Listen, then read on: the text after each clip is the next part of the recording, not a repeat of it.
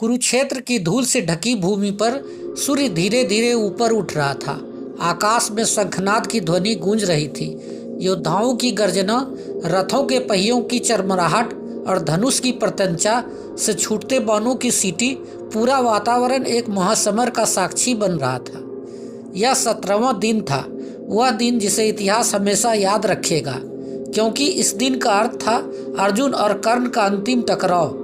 दोनों ही अपने अपने पक्ष के सबसे बड़े धनुर्धर थे और दोनों के बीच का युद्ध निर्णायक होने वाला था। युद्ध भूमि की ओर देखने पर जहां एक ओर पांडव का शिविर था, वहीं दूसरी ओर कौरवों की विशाल सेना खड़ी थी। धृतराष्ट्र के पुत्रों का गर्व इस समय केवल एक ही योद्धा पर टिका था, वह था कर्ण। और पांडव का विजय का मार्ग केवल अर्जुन से होकर गुजरता था। इसी बीच आकाश से उतरते हुए एक दिव्य शक्ति रणभूमि की ओर बढ़ी। वह शक्ति और कोई नहीं बल्कि पवन पुत्र हनुमान थे। उन्होंने वृद्ध बानर का वेश धारण किया था। झुके हुए कंधे, सफेद बाल, कांपते हुए हाथ और चेहरा जिस पर वृद्धावस्था की रेखाएं थी, परंतु आंखों में अब भी अपार तेज चमक रहा था। हनुमान मन ही मन सोच रहे थे, आज इस रणभूमि में केवल शक्ति ही नहीं, धर्म की भी परीक्षा होनी चाहिए। कर्ण महान दानी है, वीर है, परंतु क्या वह धर्म का पालन करने में उतना ही दृढ़ है? क्या वह सत्य और कर्तव्य को एक साथ निभा सकता है? यही देखना होगा। लेकिन पवन पुत्र कोई भी कार्य बिना अनुमति के नहीं करते। वे सीधे श्री कृष्ण के पास पहुंचे। कृष्ण उस समय अर्जुन के साथ रथ पर खड़े युद्ध भूमि का अवलोकन कर रहे थे। उनके मुख पर हल्की मुस्कान थी, मानो उन्हें पहले से पता हो कि हनुमान क्यों आए हैं। हनुमान जी ने प्रणाम करके कहा, मधुसूदन, मुझे अनुमति दें कि मैं आज कर्ण की परीक्षा लूं। मैं देखना चाहता हूं कि उसके भीतर कितनी शक्ति, कितनी दृढ़ता और कितना धर्म निहित है। कृष्ण ने शांत स्वर में उत्तर दिया, पवन पुत्र, तुम्हें इसकी अनुमति है, लेकिन याद रखो, यह परीक्षा केवल बल की नहीं होगी, यह परीक्षा होगी धर्म, धैर्य और सत्य की। कर्ण दानवीर है, किंतु युद्ध भूमि में धर्म से विचलित होना आसान है। यदि तुम उसकी परीक्षा लोगे तो उसके भीतर छिपा हुआ असली स्वरूप सामने आएगा। हनुमान जी मुस्कुराए। उन्होंने सिर झुकाकर प्रणाम किया और बोले, आपकी आज्ञा मेरे लिए वचन है माधव। आज ही मैं देखूंगा कि कर्ण की आत्मा कितनी उज्जवल है। इसके बाद हनुमान जी ने अपना दिव्य रूप लुप्त कर लिया और साधारण वृद्ध बानर का वेश लेकर रणभूमि में प्रवेश किया। उनके कदम धीमे धीमे रेत पर पड़ रहे थे, मानो कोई थका हुआ यात्री कठिन यात्रा पूरी करने आया हो। उनके चारों ओर बाणों की वर्षा हो रही थी, तलवारें टकरा रही थी, पर किसी की दृष्टि उस वृद्ध बानर पर नहीं पड़ी। कुछ ही समय में उस स्थान पर पहुंचे जहां कर्ण अपने रथ पर खड़ा होकर युद्ध की तैयारी कर रहा था। सूर्य की किरणें उसके कवच पर चमक रही थी। उसका मुख गंभीर था, पर आंखों में अद्भुत आत्मविश्वास झलक रहा था। और तभी वृद्ध बानर कर्ण के रथ के समीप आकर खड़े हो गए। यहीं से आरंभ होती है कर्ण की अद्भुत परीक्षा। वृद्ध बानर का रूप धारण किए हनुमान जी धीरे धीरे कर्ण के रथ के पास पहुंचे। उनका शरीर झुका हुआ था, हाथ कांप रहे थे, चेहरा थकान से झुका हुआ था। रणभूमि की गर्जना, तलवारों की टकराहट और शंखों की ध्वनि के बीच उनका आगमन किसी को विचित्र नहीं लगा, लेकिन कर्ण की दृष्टि उन पर पड़ी। कर्ण ने देखा कि एक वृद्ध बानर बड़ी कठिनाई से चल रहा है। उसकी चाल धीमी थी, मानो पैरों में शक्ति ही शेष न हो, पर उसकी आंखों में एक अद्भुत तेज था, एक ऐसा तेज जो साधारण नहीं हो सकता था। कर्ण का स्वभाव ही ऐसा था कि वह किसी दुखी या थके हुए को देखकर उपेक्षा नहीं कर सकता था। वह तुरंत रथ से उतरा और वृद्ध बानर के पास गया। धीमे स्वर में बानर बोले, वीर, मैं बहुत दूर से आया हूँ, थका हुआ हूँ, शरीर मेरा अब साथ नहीं देता। क्या मैं कुछ समय तुम्हारे रथ पर बैठकर विश्राम कर सकता हूँ? कर्ण ने विनम्रता से कहा, आओ महाशय, यह रथ आपका भी है, बैठिए, विश्राम कीजिए। वानर मुस्कुराए और धीरे धीरे रथ पर चढ़े, पर जैसे ही वह रथ पर बैठे, एक अद्भुत घटना घटित हुई। कर्ण का विशाल रथ, जो अब तक पर्वत की भांति अडिग खड़ा था, अचानक धंस गया। घोड़े पीछे हट गए, पहिए जमीन में धंस गए और रथ आगे बढ़ना बंद हो गया।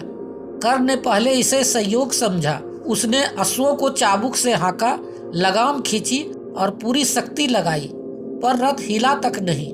फिर उसने दोनों हाथों से रथ को धक्का देने की चेष्टा की, किंतु रथ अडिग पर्वत बन चुका था। उसका मस्तक पसीने से भीग गया। उसने चारों ओर देखा, रणभूमि का कोलाहल अब उसके कानों से ओझल हो गया था। वह केवल यही सोच रहा था, आखिर यह कैसे संभव है? मेरा रथ जिसे मैं अकेला चला सकता हूँ, वह अब हिल भी नहीं रहा। कर्ण ने वृद्ध बानर की ओर देखा। वानर शांत भाव से बैठे थे। उनके चेहरे पर थकान का भाव था, पर आंखों में वही रहस्यमयी चमक अब भी और भी प्रखर हो गई थी। कर्ण ने पूछा, महाशय आप कौन हैं? जब से आप रथ पर बैठे हैं यह आगे बढ़ ही नहीं रहा। क्या आप साधारण वानर है या कोई दिव्य शक्ति? वानर धीरे धीरे मुस्कुराए और बोले, वीर कर्ण, क्या तुम सच में मुझे साधारण समझते हो? यदि मैं साधारण होता तो क्या तुम्हारे अश्व इतने असहाय हो जाते? क्या तुम्हारा बल इस रथ को हिला नहीं पाता? कर्ण अचंभित रह गया। उसका मन कह रहा था कि यह कोई साधारण वृद्ध नहीं हो सकता। उसने फिर प्रयास किया। उसने पूरी शक्ति से रथ को खींचा, कभी घोड़ों को प्रेरित किया, कभी पहियों को उठाने की कोशिश की, परंतु रथ 1 इंच भी आगे न बढ़ा। कर्ण की आंखों में अब आश्चर्य और आदर दोनों भाव उभर आए। उसने हाथ जोड़कर कहा, निश्चित ही आप कोई महान आत्मा हैं। कृपया आप मुझे अपना वास्तविक स्वरूप बताइए। वानर का मुखमंडल गंभीर हो गया। उन्होंने गहरी सांस ली और बोले, कर्ण, तुम्हें जल्द ही मेरा रूप ज्ञात होगा, किंतु यह परीक्षा तुम्हारे लिए है। यह जानना है कि वीरता केवल शौर्य से नहीं, धर्म और धैर्य से भी सिद्ध होती है। कर्ण मौन खड़ा रहा। अब वह समझ चुका था कि वृद्ध बानर कोई साधारण प्राणी नहीं, वह उसके लिए कोई दिव्य परीक्षा है। कर्ण के मन में जिज्ञासा बढ़ रही थी। रथ अब भी अचल पर्वत की भांति स्थिर था। अश्व थककर हिनहिना रहे थे। कर्ण का शरीर पसीने से भीग गया था और उसके प्रयास बार बार व्यर्थ हो रहे थे। उसने वृद्ध बानर की ओर देखा। वह अब भी स्थिर बैठे थे। उनकी आंखें बंद थी और होठों पर एक गूढ़ मुस्कान तैर रही थी। कर्ण ने दोनों हाथ जोड़कर कहा, हे महात्मा, कृपया मुझे अपना स्वरूप प्रकट कीजिए। आप साधारण वानर नहीं हो सकते। आपका भार इस रथ को अचल कर चुका है। आप कौन हैं? बानर ने धीरे धीरे अपनी आंखें खोली और तभी उनका स्वर गूंज उठा, कर्ण सुनो, मैं वही हूँ जिसने पर्वत उठाए, जिसने रावण को अहंकार का दंड दिया, जिसने श्री राम के चरणों में जीवन समर्पित किया। मैं हूँ पवन पुत्र हनुमान। क्षण भर में रणभूमि जैसे थम गई। वानर का शरीर विराट होता चला गया। झुका हुआ कंधा सीधा हो गया। वृद्धावस्था की रेखाएं मिट गई। उनकी देह सूर्य की भांति चमक उठी। आकाश में गर्जना गूंज उठी, जय हनुमान।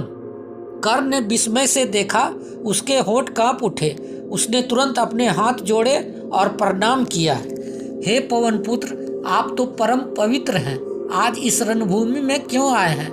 मुझ दुराचारी की परीक्षा क्यों ली?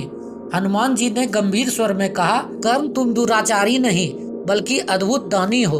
तुम्हारी वीरता अद्वितीय है। तुम्हारा शौर्य किसी से कम नहीं, किंतु यह जान लो कि वीरता केवल बल से नहीं, धर्म से सिद्ध होती है।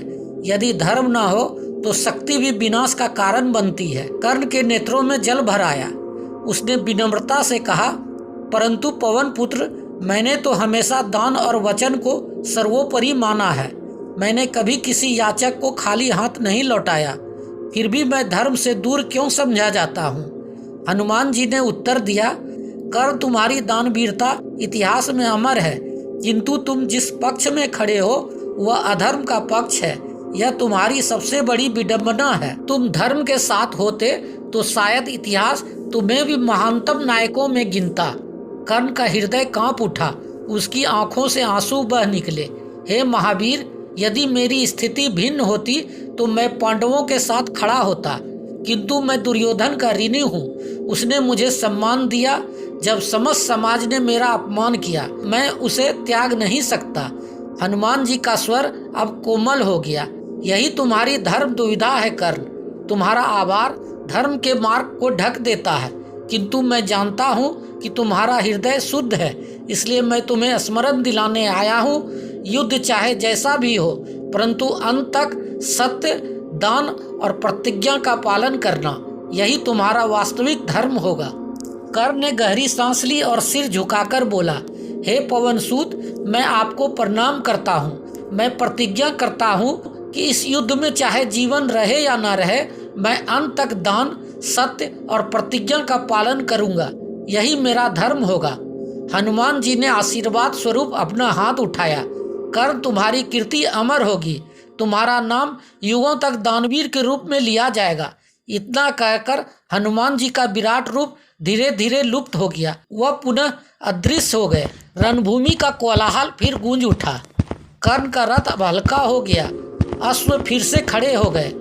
कर्ण ने लगाम संभाली और युद्ध की ओर बढ़ चला, लेकिन उसके हृदय में अब एक नई रोशनी जल चुकी थी। वह रोशनी धर्म, दान और वीरता की संतुलन की थी। गीता का ज्ञान आज भी हमें यह प्रेरणा देता है कि जीवन में किसी भी परिस्थिति में अपने धर्म और कर्तव्य से पीछे नहीं हटना चाहिए। महाभारत केवल अतीत की कथा नहीं, यह आज भी हमारे जीवन का आईना है। इसमें हर पात्र हमें कुछ न कुछ सिखाता है।